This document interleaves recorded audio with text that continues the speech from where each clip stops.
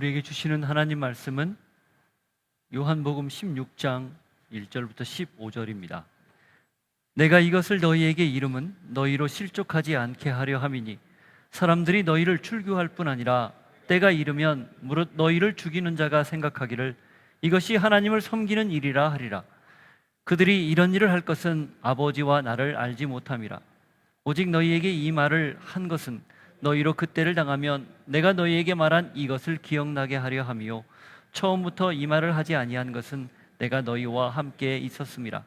지금 내가 나를 보내신 이에게로 가는데 너희 중에서 나더러 어디로 가는지 묻는 자가 없고 도리어 내가 이 말을 함으로 너희 마음에 근심이 가득하였도다. 그러나 내가 너희에게 실상을 말하노니 내가 떠나가는 것이 너희에게 유익이라. 내가 떠나가지 아니하면 보혜사가 너희에게로 오시지 아니할 것이요 가면 내가 그를 너희에게로 보내리니 그가 와서 죄에 대하여 의에 대하여 심판에 대하여 세상을 책망하시리라. 죄에 대하여라 함은 그들이 나를 믿지 아니하며 의에 대하여라 함은 내가 아버지께로 가니 너희가 다시 나를 보지 못하며 심판에 대하여라 함은 이 세상 임금이 심판을 받았음이라. 내가 아직도 너희에게 이를 것이 많으나 지금은 너희가 감당하지 못하리라. 그러나 진리의 성령이 오시면 그가 너희를 모든 진리 가운데로 인도하시리니 그가 스스로 말하지 않고 오직 들은 것을 말하며 장래일을 너희에게 알리시리라. 그가 내 영광을 나타내리니 내 것을 가지고 너희에게 알리시겠습니다. 무릇 아버지께 있는 것을 다 내 것이라. 그러므로 내가 말하기를 그가 내 것을 가지고 너희에게 알리시리라 하였노라. 하나님 아버지, 예수님의 마지막 설교, 제자들을 향한 마음 깊은 배려와 또 그들을 생각하고 그들을 격려하는 이 말씀 앞에서 오늘 저희가 귀 기울여 하나님 음성 듣기를 원합니다. 예수님의 영 보혜사를 약속하신 이 말씀 다시 들을 때 우리 안에 계신 성령님 확인하고 성령님과 동행하는 그런 귀한 결단을 내리는 시간 되게 하옵소서. 예수 이름으로 기도하옵나이다. 아멘. 세상이 믿는 사람들을 핍박하는 것, 미워하는 것, 그건 우리가 믿는 사람답게 살기 때문입니다. 세상이 그리스도인들을 미워하는 까닭은 사실은 소속이 달라서입니다. 우리의 소속은 이 땅이 아니라 하늘나라인 거죠. 소속이 다르면 사실 이질감을 느끼게 되고 나와 다른 이유로 인해서 핍박을 가하기 마련입니다. 그리고 그런 핍박 속에서도 우리가 사실은 그리스도 예수를 드러내고 증거하는 것, 그리고 그 예수를 당당히 말하는 것, 이게 어쩌면 우리들이 살아가야 되는 신앙의 전부인 거죠. 그래서 그런 의미에서 우리가 가는 길은 좁은 길입니다. 좀 어려운 길이기도 하고요. 그리고 세상 사람들이 가는 길과 전혀 다른 길이기 때문에 결과적으로는 고난을 겪는 길이기도 합니다. 이게 사실 지난 시간에 15장 뒷부분에서 했던 예수님의 말씀의 내용이에요. 저희가 지난주에 이 말씀을 나누지 않았기 때문에 간략하게 요약을 한 겁니다. 그리고 이 지난주에 나눴던 말씀은 자연스럽게 오늘 본문으로 연결이 됩니다. 그렇게 핍박을 받고 어려움을 겪고 있는데 세상에서, 그러면 그 어려움을 겪는 그 세상을 어떻게 살아낼 것인가, 어떻게 견디고 이겨낼 것인가, 그걸 사실은 약속하는 거예요. 그게 바로 보혜사 성령에 대한 약속입니다. 내버려 두지 않겠다. 고아처럼 그냥 내팽개치지 않고 아주 구체적으로 함께 하겠다. 그런데 그 함께 하는 게 단지 옆에 동행하는 정도가 아니라 내가 네 안에 들어가서 함께 하겠다. 그 약속이 오늘 본문입니다.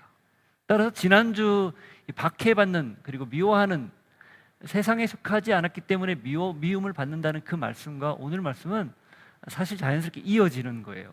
그래서 한 맥락으로 보면 그걸 견뎌낼 수 있는 방법으로서 성령님을 약속하신 거죠. 그리고 그 성령님이 우리 안에 오면 하시는 일들이 있다라는 게 오늘 본문의 좀 더 구체적 내용입니다.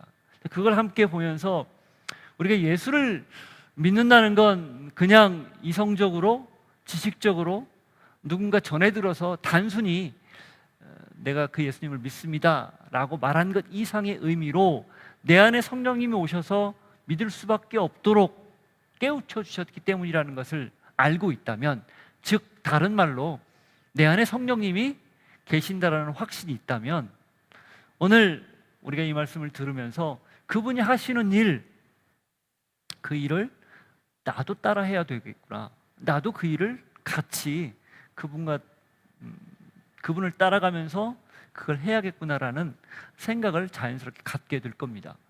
오늘 말씀을 저희가 읽었고 또 들을 터인데, 이걸 통해서 내 안에 계신 성령님의 그 인도와 또 역사에 따라 순종하고 성령님이 하시는 일 여러분 모두도 같이 할 수 있는 결단이 있기를 주님의 이름으로 축복합니다.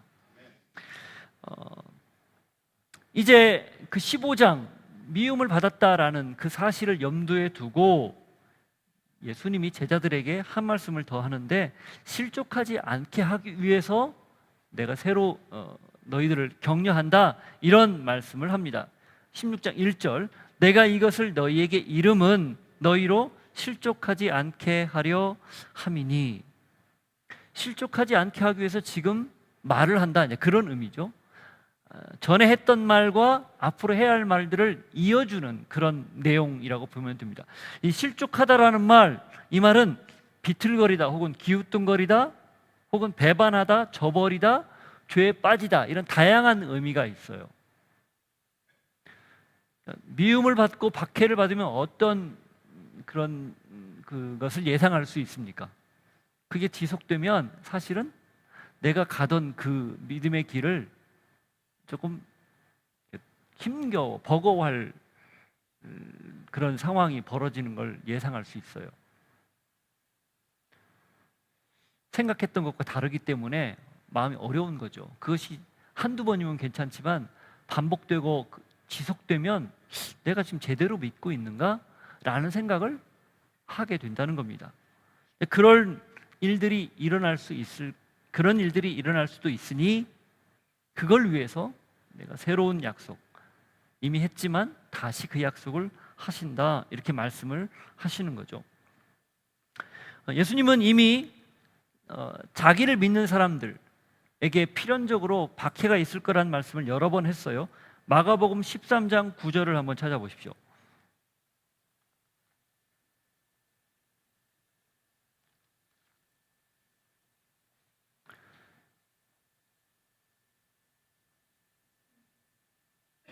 마가복음 13장 9절 같이 읽습니다. 너희는 스스로 조심하라. 사람들이 너희를 공회에 넘겨주겠고 너희를 회당에서 매질하겠으며 나로 말미암아 너희가 권력자들과 임금들 앞에 서리니 이는 그들에게 증거가 되려 함이라. 십자가를 앞두고 예수님이 제자들에게 이런 말씀을 했거든요. 앞으로 공회 앞에 그리고 권력자들 앞에 서서 너희들이 어려움을 겪을 것인데 사실은 그 일이 나를 증언하는 일이 될 것이다, 이렇게 말씀을 한 거죠. 제자들이 실제로 그랬어요. 사도행전에 보면 베드로와 요한이 제일 먼저 공회 앞에 잡혀가서 신문을 당합니다. 근데 웬걸 이전에 예수님이 잡혀갔을 때 도망쳤던 베드로의 모습이 거기서 보이질 않아요. 당당하게 예수님에 관해 증언을 하죠. 그 이름으로 도무지 아무것도 말하지 말라고 경고했음에도 불구하고 하나님 말을 듣는 게 옳으니 너희들의 말을 듣는 게 옳으니 나는 하나님의 말을 듣겠다, 이렇게 당당하게 이야기합니다. 공회원들이 놀라죠. 저들이 어떻게 갑자기 저렇게 변했지?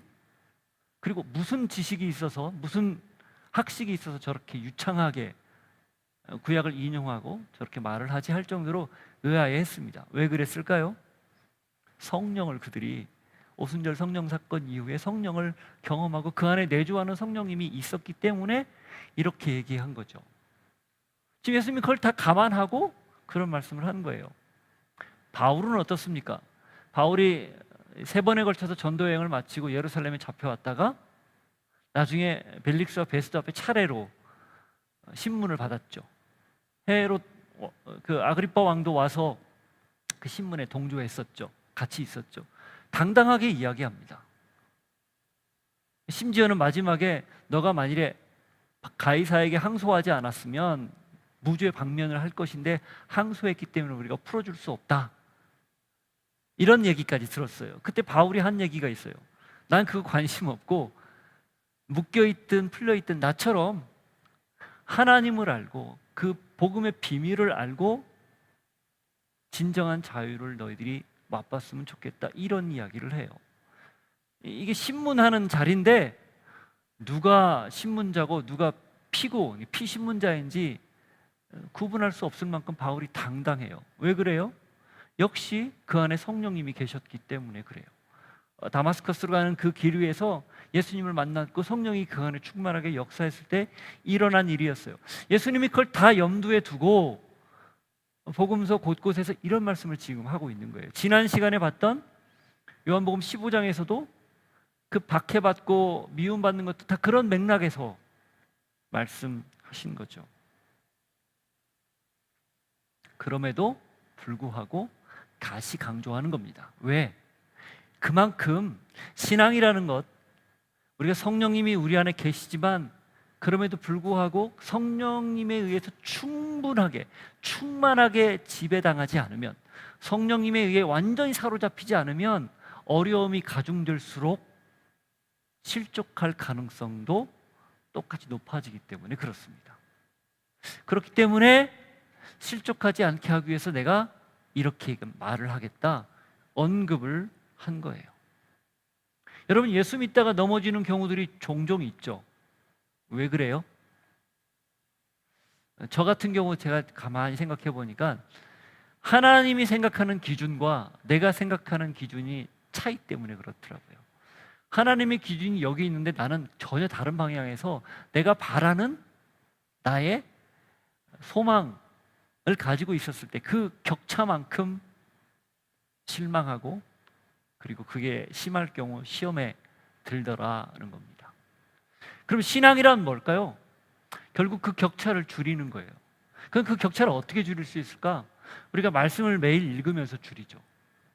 뿐만 아니라 우리 안에 계시는 성령님의 감동과 역사에 따라 하나님이 기뻐하는 일이 뭐고 하나님의 기준이 무엇인지를 매일매일 알고 조율하면서, 튜닝하면서 그 격차를 줄이는 거예요. 우리 우영 형제님 오늘 기타를 치면서 찬양인도 했는데 저 기타 소리 아주 예민하죠. 줄을 조금만 틀리게 해도 소리가 어긋나요. 불협화음이 나요. 저걸 계속 맞추는 게 튜닝이죠. 신앙도 마찬가지입니다. 그런 하나님의 뜻에 나의 뜻을 맞추는 튜닝이 매일매일 말씀과 성령으로 필요한 거예요. 그러면 그 격차가 줄고, 그러면 실족하지 않습니다. 다시 말하면 신앙에 내가 생각하는 기준이나 나의 이기적인 동기들, 이런 것들을 내려놓을 때 비로소 우리는 하나님의 뜻에 부합하여 맞춰서 그 뜻대로 살 수 있고 실족하지 않을 수 있다. 그게 바로 다른 말로 성령에 지배받는 삶, 성령 충만한 삶이라는 겁니다. 왜 예수님이 당신의 영을 우리에게 보내준다 그렇게 약속하고 실제로 보내셨을까요? 그게 필요하니까.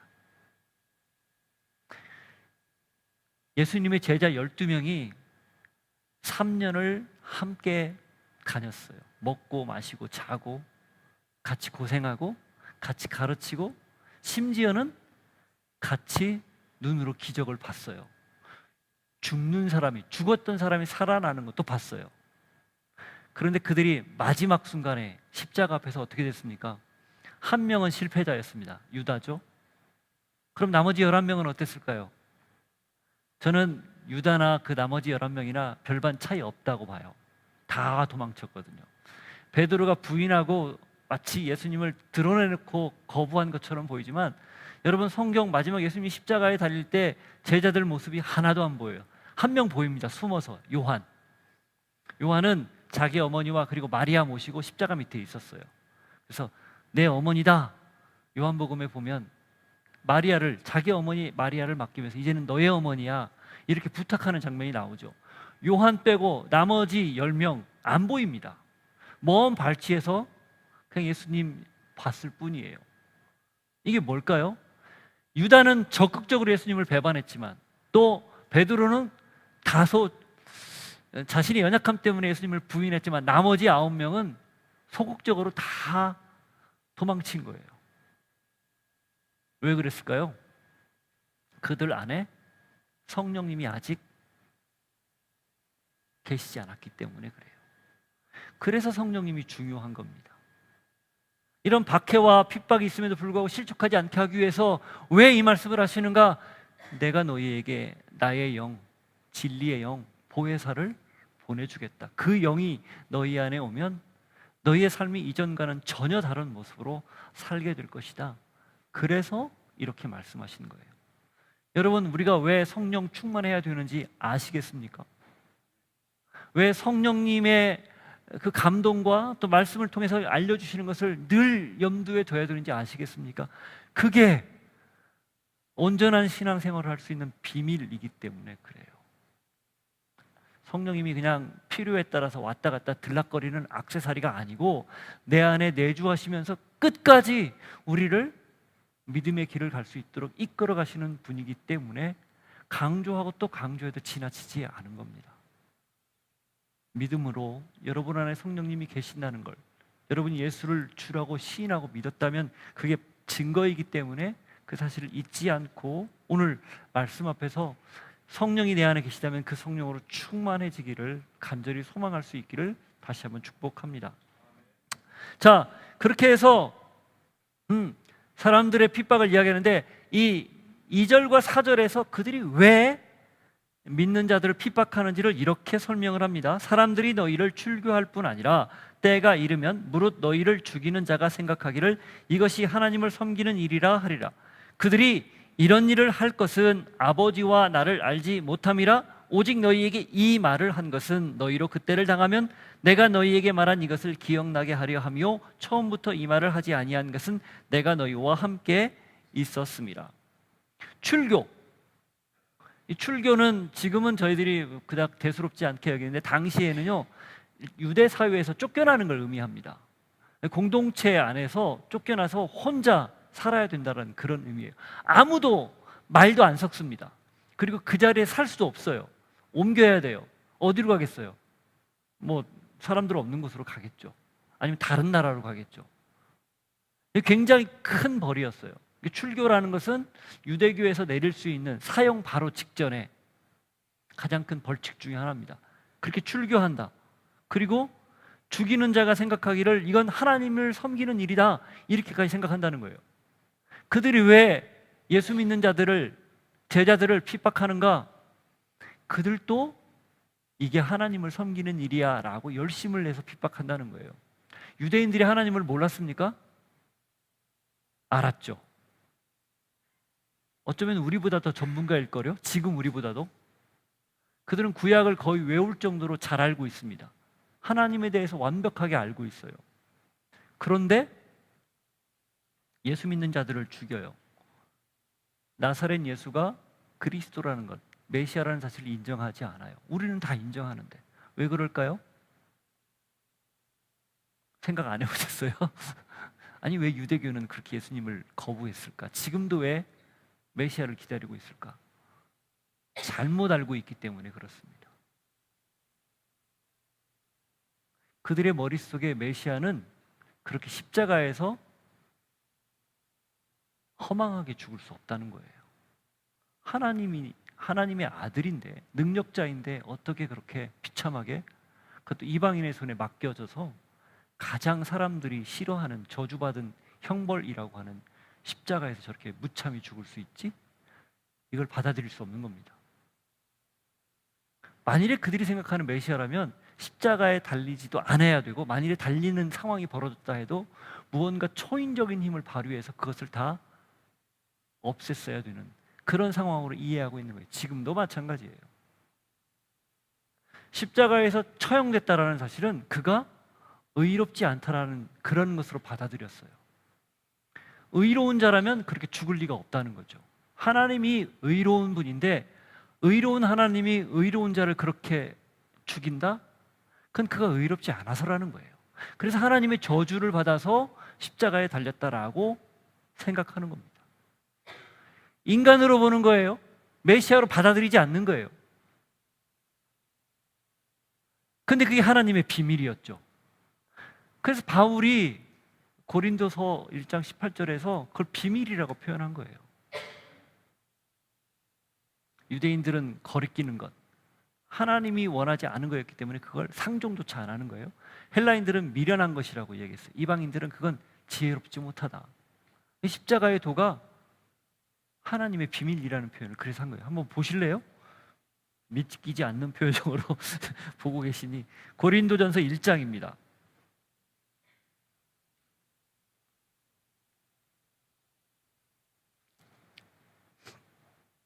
18절부터 25절까지 쭉 같이 읽죠.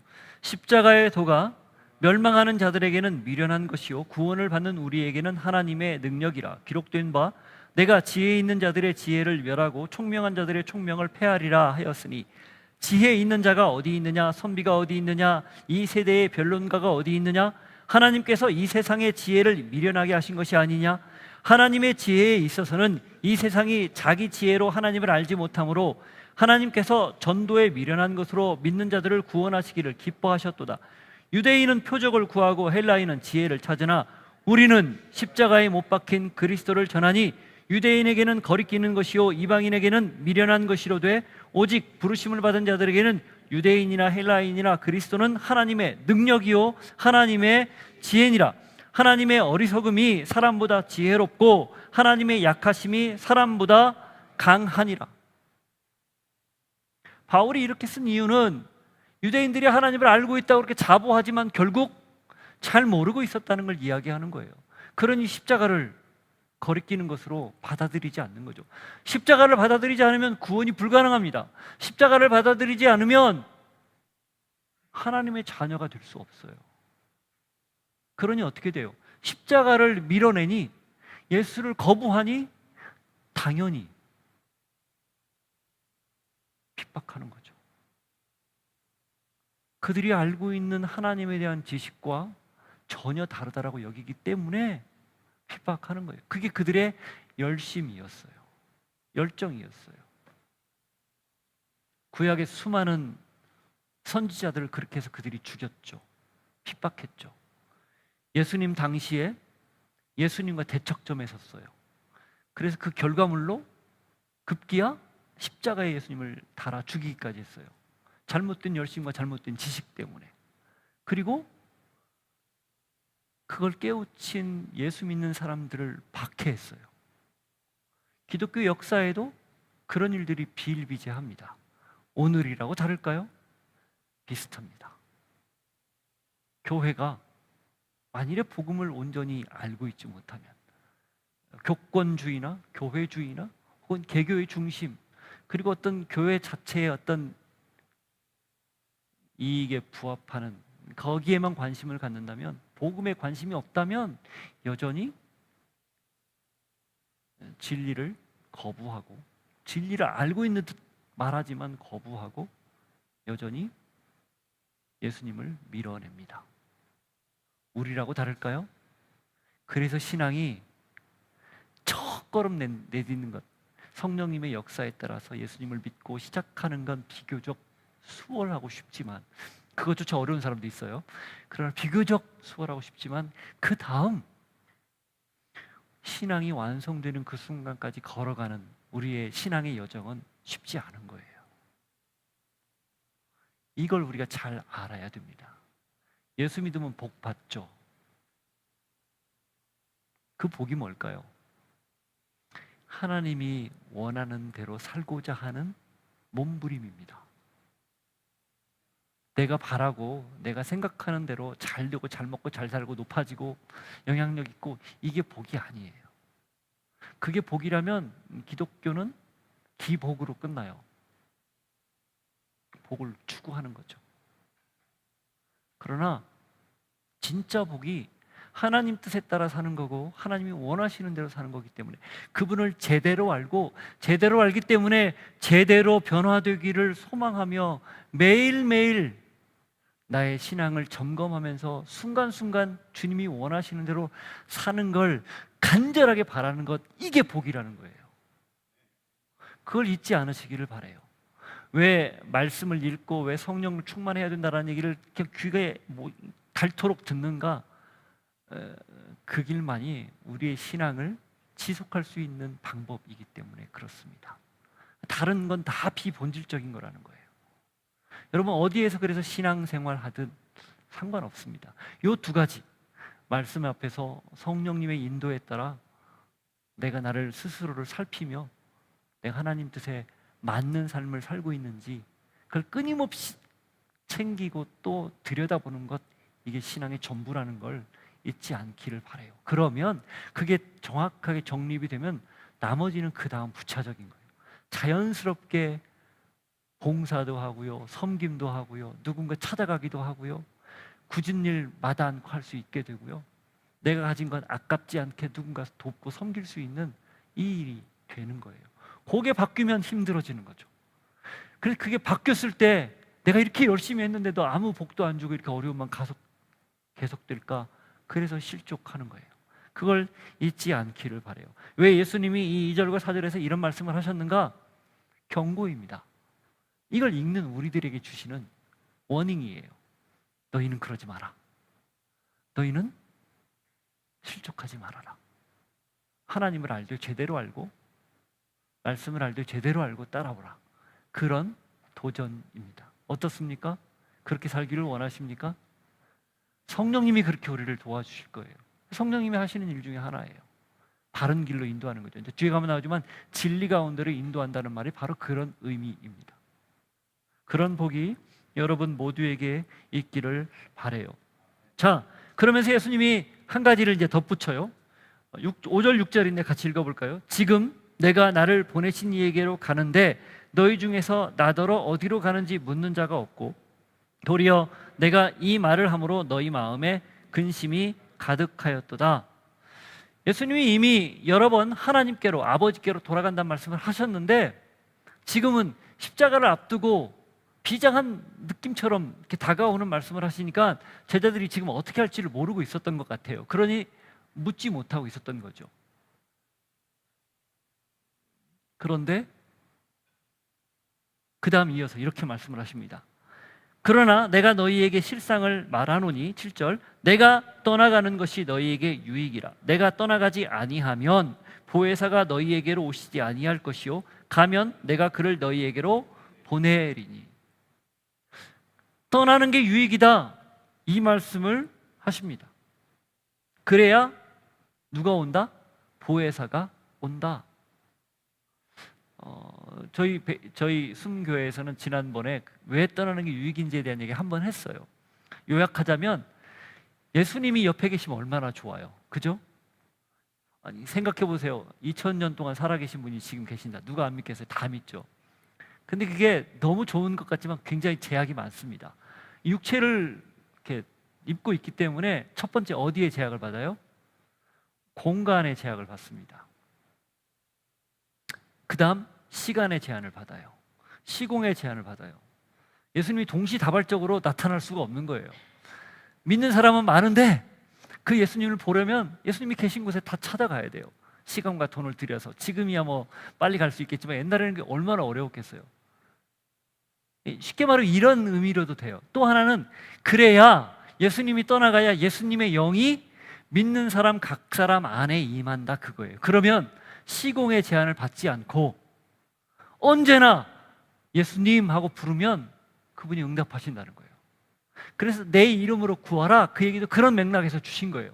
너희가 지금까지는 내 이름으로 구하지 않았지만 앞으로는 구해라. 그 말은 예수 이름, 곧 예수님 자체, 예수님 그 전체죠, 전부죠. 그것을 가지고 구하면, 성령 안에서 구하면 즉각 시공의 제약을 받지 않고 함께하고 응답하겠다, 그런 약속이에요. 이런 맥락에서 유익입니다. 고린도서 3장 16절, 후서 6장 19절에 우리를 성전이라고 그래서 바울이 기록한 거예요. 성전은 어떤 곳이죠? 하나님이 머무는 곳이죠. 개념이. 그래서 굉장히 중요하게 여겼죠. 예수님이 당신의 몸을 성전이라고 그랬어요. 그래서 저 성전을 허물어라, 내가 3일 만에 지켰다, 그런 얘기를 요한복음 앞에서 했어요. 자기 성전, 육체가 성전이라는 걸 가르쳐주기 위한 거였죠. 그런데 이제 누가 성전입니까? 우리가 성전이에요. 누구를 모시고 있기에? 예수의 영, 진리의 영, 보혜사, 성령님이 우리 안에 있기에 성전이에요. 이런 의미에서 유익입니다. 그러니 이제는 누군가를 통하지 않고 예수 이름으로 여러분들이 하나님 앞에 직고 다이렉트로 보고할 수 있어요. 직보, 다이렉트로 보고할 수 있어요. 다이렉트로 기도할 수 있어요. 그래서 우리가 예수 이름으로 기도하는 거예요. 뒤에 다 기도하고 이 모든 말씀 예수 이름으로 기도합니다. 이게 무슨 공식이 아니라, 공식 맞죠? 근데 그런 의미가 담겨 있다는 거예요. 예수님이 약속하셨기 때문에 그 이름으로 구하는 거예요. 성령 안에서. 그러면 누가 들어요? 중보자인 예수님이 듣고 그 기도 하나님께 올라가는 거예요. 이게 성경이 말하는 신앙입니다. 단순해요. 복잡하지 않아요. 그런 의미에서의 유익입니다. 또 예수님의 영이 함께하기 때문에 제자들이 예에서 보듯 이제는 도망치지 않고 예수님을 적극적으로 증언하는 사람으로 바뀌거든요. 우리 역시 마찬가지라는 거예요. 내가 성령으로 충만하다, 그걸 어떻게 증명할 수 있습니까? 내 입술에서 입을 열 때 누구를 말하느냐 한번 점검해 보면 됩니다. 내가 입을 열면 누가 내 입에서 자연스럽게 나오는지, 그 예수님인지 하나님인지 아니면 세상 일인지 아니면 내가 좋아하는 건지, 이런 것들을 분별하면 보면 성령으로 충만한지 그렇지 않은지 쉽게 구별할 수 있어요.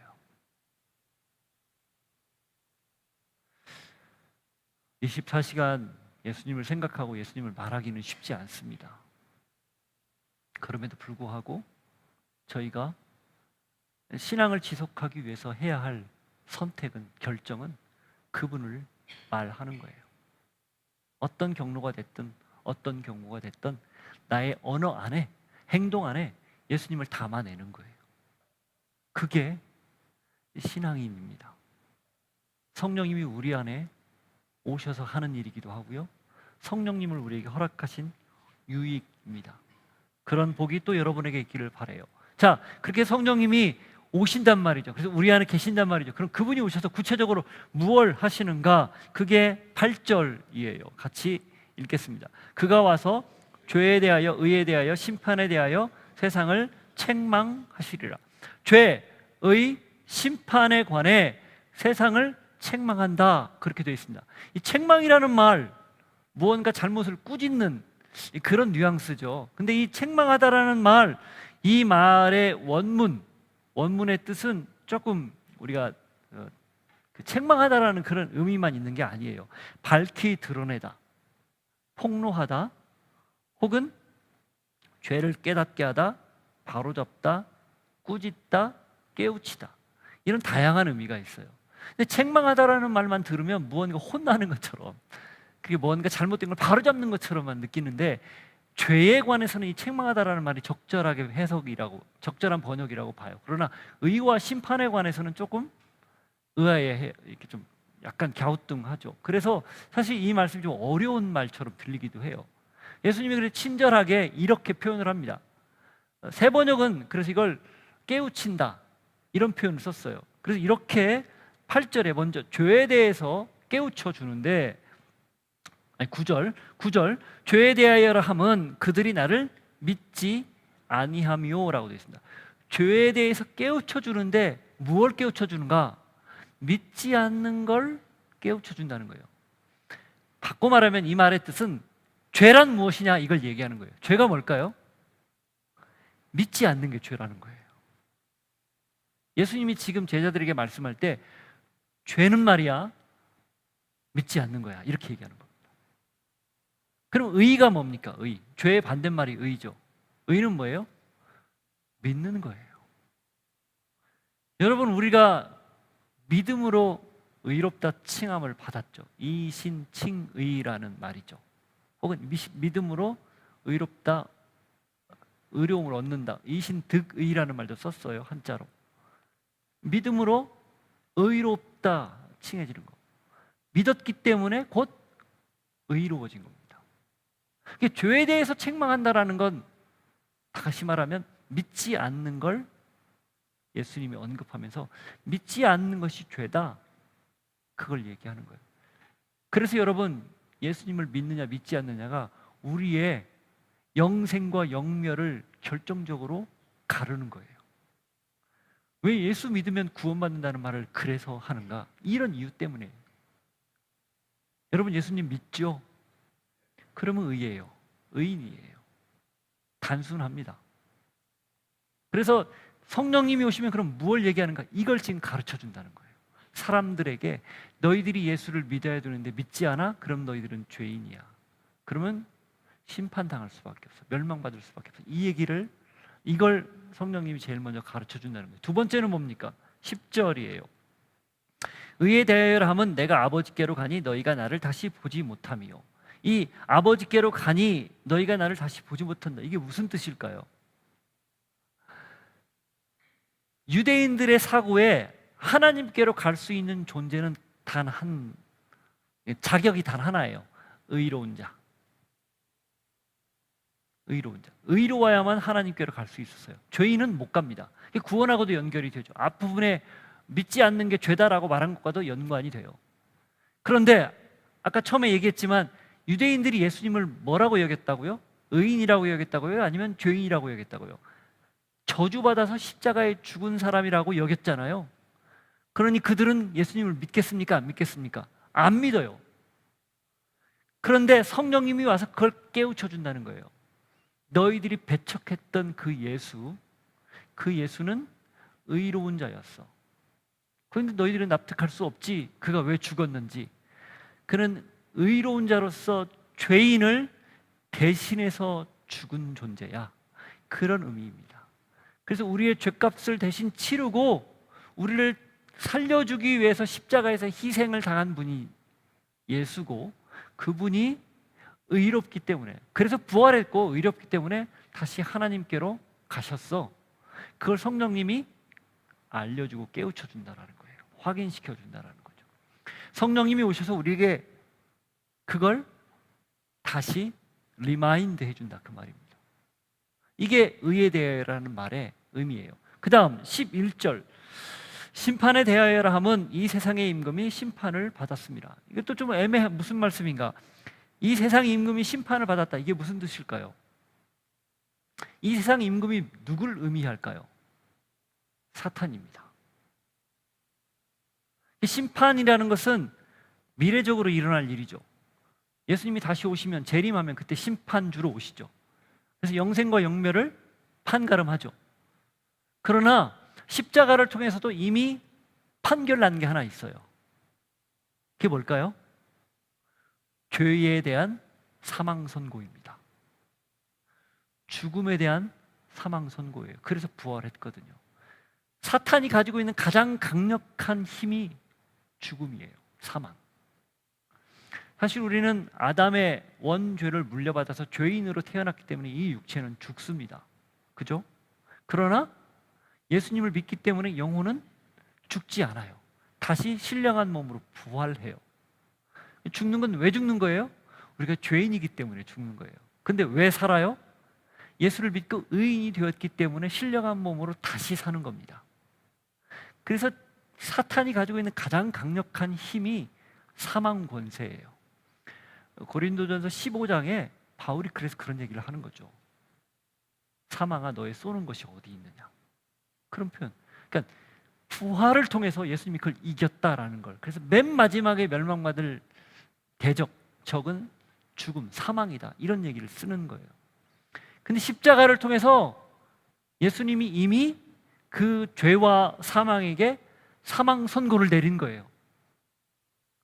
그래서 심판을 이미 내렸다는 거죠. 바꿔 말하면 성령님이 우리 안에 오셔서 심판에 대해서 깨우칠 때 무엇을 말씀하시는가?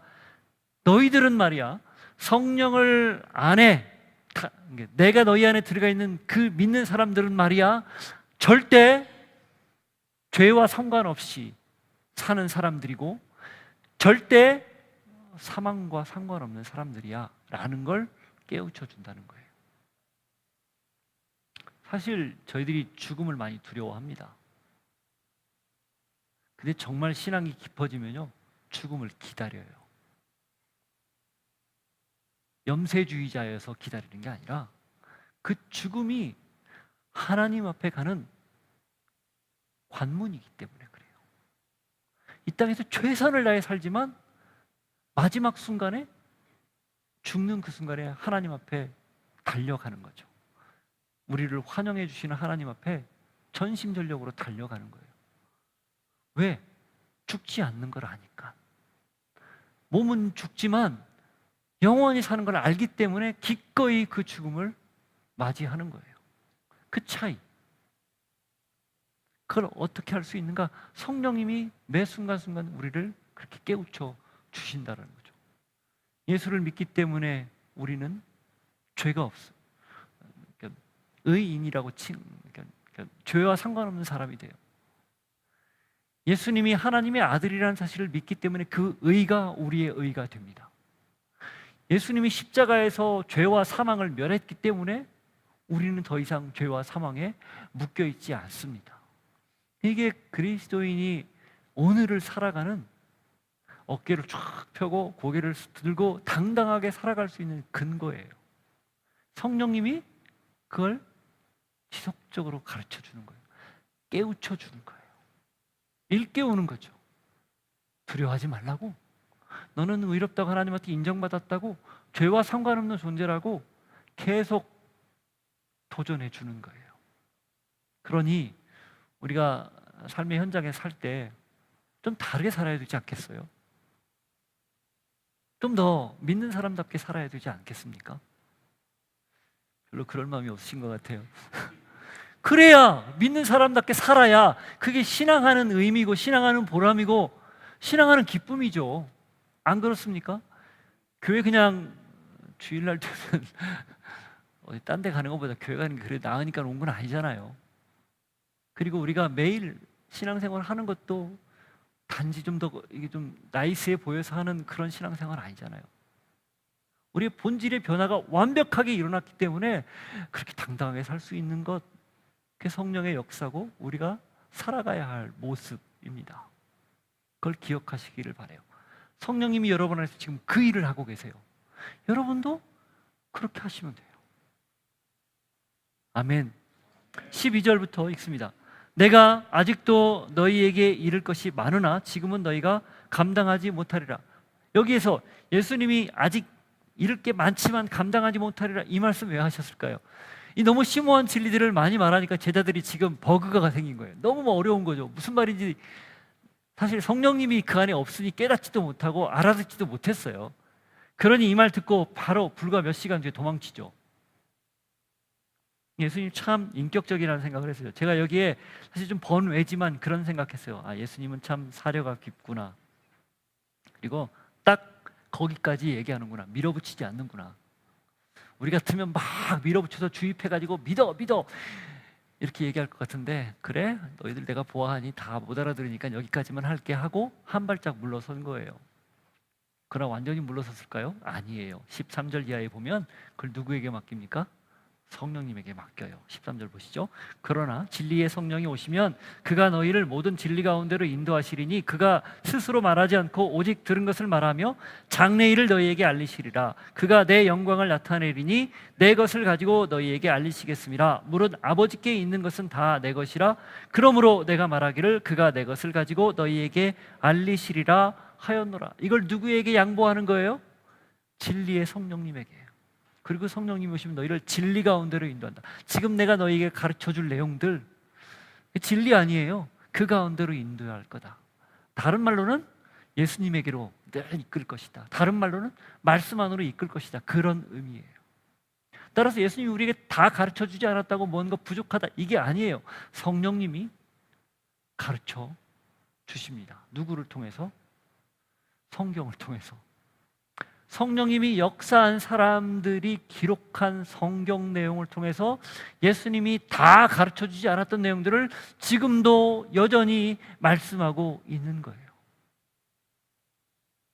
그래서 기준이 말씀이라는 얘기입니다. 우리 삶의 바탕, 근거가 말씀이라는 거예요. 그 말씀을 풀어서 해석하는 설교, 여러분들이 아침마다 듣는, 읽고 묵상하는 큐티, 이런 것들이 우리를 하나님의 뜻 가운데로 인도하는 성령님의 역사하는 채널이라는 거예요. 그러니 어떻게 해야 되겠어요? 진리 앞으로 오늘도 나가야 되지 않겠습니까? 말씀 앞으로 나가야 되지 않겠어요? 지나치지 않습니다. 과하지 않아요. 아무리 강조해도. 부디 성령님이 역사하셔서 이 말씀을 읽을 때 잘 깨우치실 수 있기를 바라요. 그리고 그 말씀을 통해 매 순간순간 아주 세밀하게 하나님의 인도가 여러분과 함께하기를 축복합니다. 같이 기도하겠습니다. 하나님 아버지, 오늘 성령님이 우리에게 오셔서 하시는 일에 관해 들었습니다. 치우치지 않도록, 실족하지 않도록 성령이 우리 가운데 오셔서 우리를 일깨울 뿐 아니라 우리로 하여 세상의 고아처럼 우리를 내버려 두지 않고 성령님이 함께 하신다는 사실을 늘 알려주신다는 것도 보았습니다. 죄에 대하여, 의에 대하여, 심판에 대하여 깨우치는 것 알게 되었습니다. 무엇보다 우리를 진리 가운데로 인도하시는 분이 성령이라는 것을 알게 되었습니다. 주님, 내 안에 성령님이 계신 걸 믿기에 그 성령의 인도하심 따라 오늘도 말씀 앞에 서 있는 저희 되게 하시고, 그래서 이 세상에 살아갈 때에 당당하게 내 기준 대신 하나님의 기준, 말씀의 기준을 근거해서 살아갈 수 있는 우리들 모두 되게 하옵소서. 같이 한번 기도하겠습니다. 하나님 아버지, 그렇습니다. 오늘 우리가 하나님의 음성을 말씀을 통해 들었습니다. 보혜사 성령이 하는 일, 그것은 곧 우리를 내버려 두지 않고 예수의 영이 내 안에 들어와 내가 너희와 영원히 함께하리라, 그 임마누엘의 약속임을 알게 되었습니다. 뿐만 아니라 우리로 하여 죄와 의와 심판이 무엇인지를 알고 우리는 더 이상 죄와 상관없는 존재요, 그렇게 의로운 사람으로서, 의로운 하나님의 당신의 백성으로서 어떠한 것도 두려워하지 않고, 특별히 죽음을 두려워하지 않고 하나님이 원하시는 그 나라 들어가는 그 순간까지 매 순간순간 성령님과 동행하며 내가 온전히 주님의 뜻대로 살아가야 되는 존재임을 알게 되었나이다. 주님, 그렇게 살게 하여 주시고, 그렇게 사는 길, 말씀 앞에서 나를 조명하는 길, 말씀 따라 사는 길, 이것이 진리 가운데로 우리를 인도하시는 성령님의 순종하는 길임을 알고 살아가는 우리들 모두가 되게 하여 주옵소서. 하나님, 성령님이 내 안에 계신 것을 믿습니다. 늘 일깨우고 인도하고 그리고 하나님의 뜻을 알려주시는 분이 내 안에 계신 보혜사 성령님임을 믿나이다. 성령님이 예수님을 증언하듯 우리도 입술을 열어 어느 순간이든 예수님만 말하게 하옵소서. 더는 죄에 매여 살지 않고 의롭다 인정받은 그대로 사는 저희 되게 하시고, 더는 죽음을 두려워하지 않고 어떠한 어려움도 피하지 않고 성령님이 함께 하시기에 당당히 맞설 수 있는 저희 되게 하옵소서. 날마다 이걸 확인하기 위하여 진리의 말씀 안으로, 그리스도 예수 안으로 달려갈 수 있는 우리 되게 하옵소서. 보혜사 성령이 하는 일, 우리 역시 그 성령님 힘입어 잘 감당할 수 있는 모두 되게 하옵소서. 예수 이름으로 기도하옵나이다. 아멘. 자리에서 일어서서 같이 고백합니다. 성령이 오셨네, 성령이 오셨네, 성령이 오셨네, 내 주에 보내신 성령이 오셨네.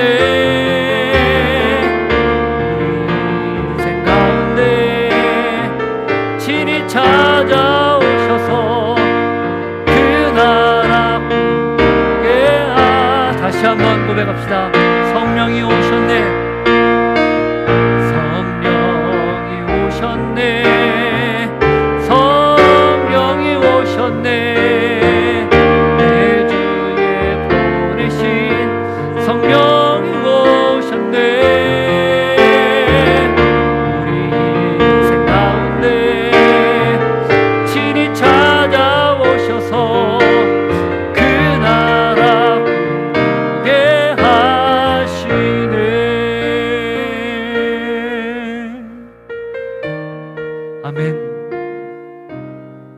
아멘. 하나님의 나라, 성령님이 꿈꾸는 그 나라, 우리도 같이 꾸게 하여 주옵소서.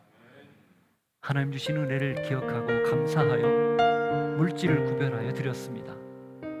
우리의 마음을 담아 드렸습니다.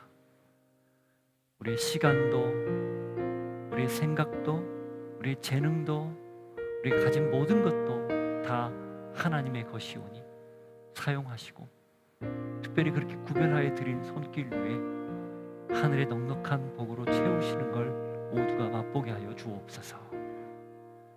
지금은 우리 구주 예수 그리스도의 은혜와 하나님 아버지의 사랑과 성령님의 교통하시며 위로하시며 충만하신 역사하심이, 보혜사 성령이 우리 안에서 하는 일 기억하고 우리 또한 그 일 그대로 살아내기를 소망합니다.